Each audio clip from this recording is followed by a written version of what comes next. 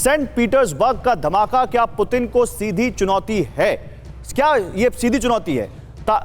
और देखिए जल्दी से आपको सवाल दिखाते हैं। तातास्की की मौत से जुड़े गंभीर सवाल। सेंट पीटर्सबर्ग का यह धमाका क्या पुतिन को सीधी चुनौती है? दूसरा, तातास्की की सही लोकेशन क्या रूस के अंदर से ही किसी ने दी? और तीसरा, मतलब क्या रूस के कुछ वहां पर भेदी हैं जो यूक्रेन या दूसरे दुश्मन देशों के साथ मिले हुए हैं? और तीसरा सवाल, तातास्की की हत्या क्या रूसी सुरक्षा तंत्र में बड़ी खामी है?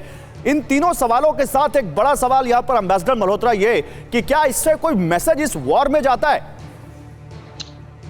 देखिए गौरव, मेरा टेक ये है कि ना अमेरिका और ना यूक्रेन इस समय ये नहीं चाहते कि वॉर जोन का दायरा बढ़ाकर रशिया तक ले जाया जाए। वैसा ना करने के चलते हुए उन्होंने एक नई स्ट्रैटेजी और टैक्टिक्स अपनाई है, जिसके चलते हुए वो सेलेक्टिवली टारगेट करेंगे और ऐसी जगह टारगेट करेंगे जहां रशिया के नजदीकी लोग होंगे।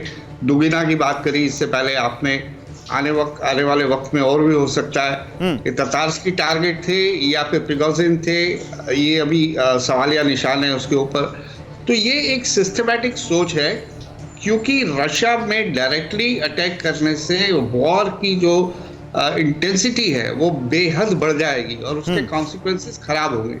लेकिन इस तरह अगर आप गोरिल्ला वारफेयर करेंगे, इस तरह से उन्हें नुकसान पहुंचाएंगे रशिया को, रशिया की टेरिटरी पे, विदाउट एक्सपेंडिंग दी वॉर जोन, तो ये उस टैक्टिक्स का हिस्सा मुझे लगते हैं गौरव।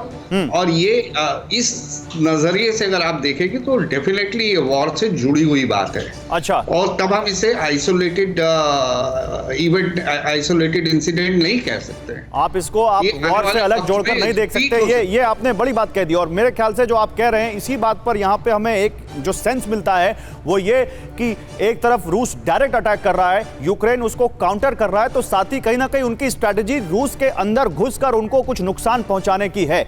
मैं आप सर प्लीज अपनी बात रखिए, फिर मैं बड़ी खबर दिखाना चाहता हूं। एवं श्रीवास्तव प्लीज अपनी बात रखिए।